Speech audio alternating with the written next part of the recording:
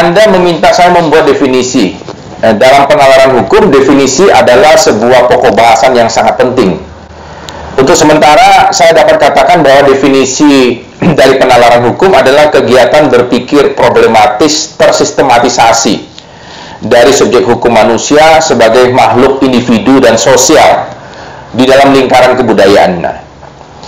Definisi seperti ini mungkin terdengar agak jelimet, tetapi saya mencoba menjelaskannya secara lebih sederhana dengan memberikan contoh. Katakan bahwa Anda menghadapi suatu masalah hari ini. Ketika Anda mengendarai sepeda motor tadi siang, tiba-tiba polisi lalu lintas mendekati Anda dan meminta Anda menepi. Ia mempertanyakan mengapa Anda tidak menggunakan helm. Anda sedang menghadapi sebuah problematika. Itu bukan problematika biasa di mata hukum karena masalah tersebut berkaitan dengan sebuah sistem. Dalam hal ini sistem norma hukum. Ada undang-undang lalu lintas dan angkutan jalan yang menyatakan setiap orang yang mengemudikan sepeda motor dan penumpang sepeda motor wajib mengenakan helm yang memenuhi standar nasional Indonesia.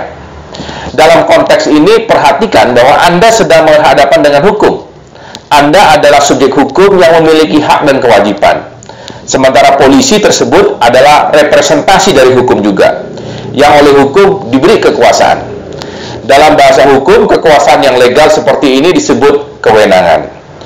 Jika kita bernalar dengan hanya mengandalkan rasio, maka tidak ada alasan untuk tidak menghukum Anda. Itu adalah amanat undang-undang. Memakai helm itu adalah suatu kewajiban, sehingga sifatnya memaksa. Namun, subjek-subjek hukum yang terlibat di dalam hukum ternyata tidak hidup di ruangnya hampa. Ada tarik-menarik antara berbagai kepentingan di sini. Anda mewakili kepentingan individu Anda, yang tentu punya cerita tersendiri mengapa sampai tidak memakai helm. Polisi juga punya kepentingan sendiri untuk memproses Anda secara hukum, atau kali ini dengan kewenangan diskresioner yang ia miliki untuk tidak memproses Anda. Oh, ternyata Anda tidak memakai helm karena Anda misalnya baru saja selesai menunaikan sholat Jumat di sebuah masjid atau menghadiri misa minggu di sebuah gereja tidak jauh di tempat itu. Dalam undang-undang jelas tidak disebutkan adanya pengecualian bahwa pengendara sepeda motor diberi dispensasi tidak memakai helm jika akan atau selesai beraktivitas di rumah ibadah. Namun kita melihat bahwa ada norma di luar hukum negara yang juga membuat sebuah norma hukum tidak bisa sepenuhnya berlaku.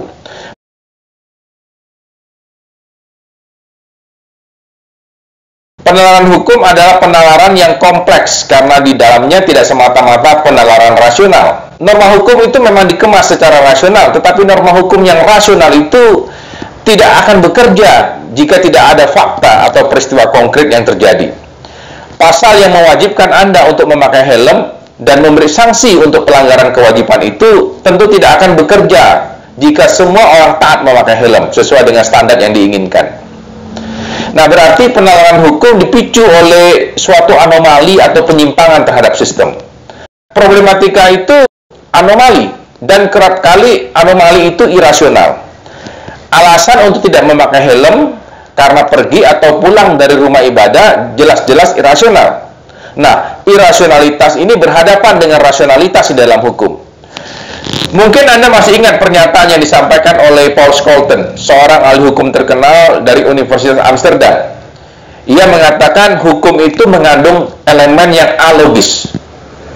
Nah, elemen atau unsur alogis itulah yang membuat kepastian hukum yang secara rasional digarisbawahi atau ditekankan oleh teks undang-undang seringkali harus mengalah pada nilai-nilai yang hadir dalam ranah kontekstual. Dalam kenyataannya memang demikian. Itulah sebabnya dalam sebuah putusan hakim kita menemukan ada pertimbangan fakta dan pertimbangan hukum. Walaupun jenis pelanggaran hukumnya sama, hukumnya belum tentu sama. Undang-undang biasanya menentukan standar sanksi paling maksimal. Misalnya untuk pelanggaran tidak memakai helm sesuai standar nasional Indonesia, Anda akan dipidana kurungan paling lama 1 bulan atau denda paling banyak Rp250.000. Apakah boleh kurang dari itu? Jika kasus Anda sampai ke pengadilan, maka hakim wajib untuk mempertimbangkan fakta-fakta yang terjadi di lapangan. Sehingga mungkin saja ketentuan undang-undang itu harus berkompromi dengan fakta-fakta tersebut. Sanksi untuk Anda dapat kurang daripada ketentuan yang ditetapkan dalam undang-undang. Dalam pertimbangan tersebut, hakim tidak semata-mata berpikir rasional, mengikuti maunya undang-undang. Anda bisa bayangkan tidak, seandainya teks adalah segala-galanya, bahwa teks tidak diajak berdialektika dengan konteks. Jika demikian halnya, maka kita tidak perlu mempunyai aparat yang disebut polisi, jaksa, dan hakim. Anda mungkin pernah menonton film Robocop. Di dalam film itu, orang cukup menciptakan mesin-mesin, atau tepatnya robot-robot, untuk menindak setiap pelanggar hukum.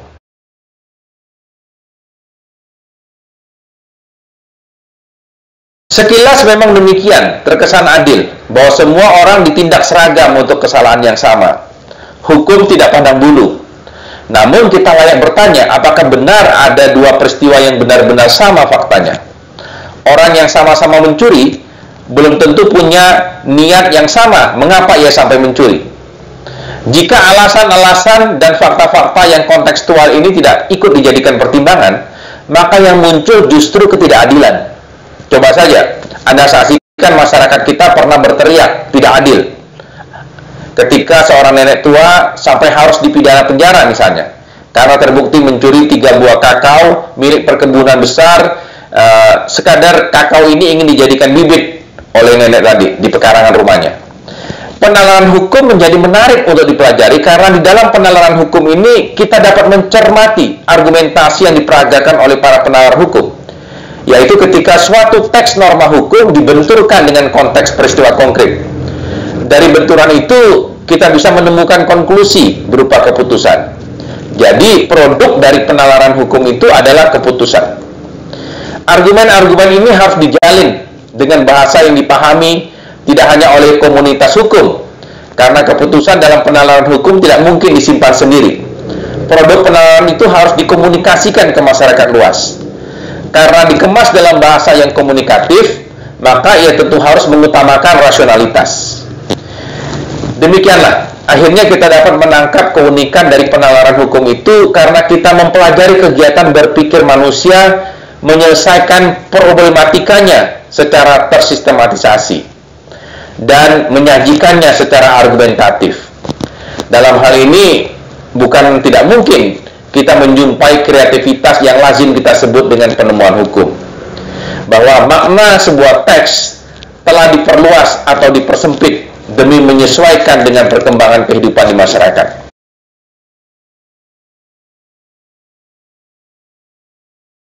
Ya, memang legal reasoning acap kali diidentikan dengan judicial reasoning. Tepatnya cara bernalar para hakim. Hal ini karena hakim adalah figur yang memberi keputusan atas suatu problematika hukum. Aparat penegak hukum yang lain hanya menawarkan alternatif penyelesaian, tapi bukan yang memutuskan.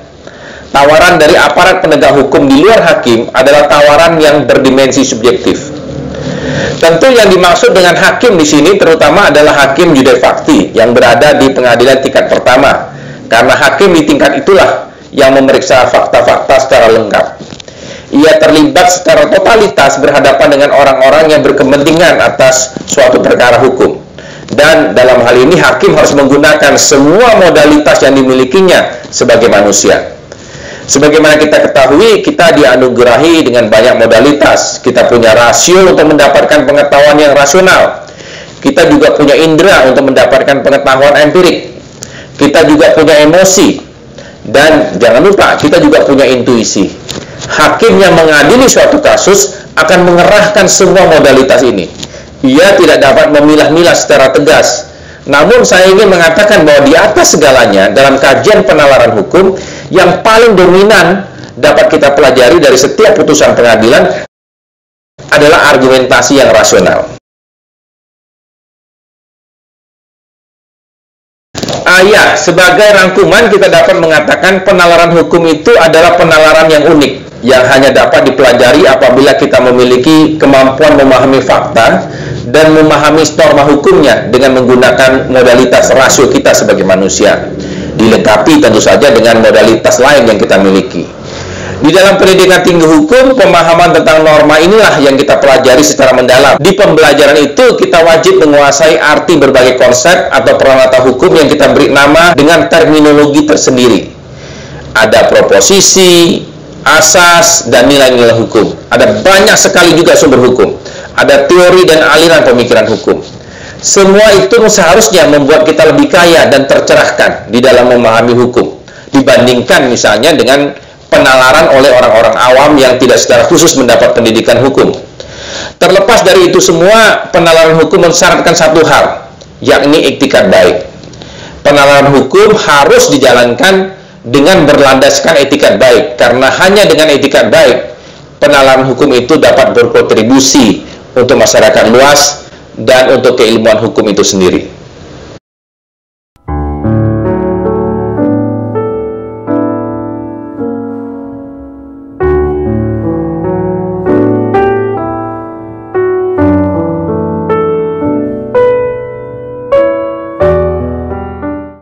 Venus University.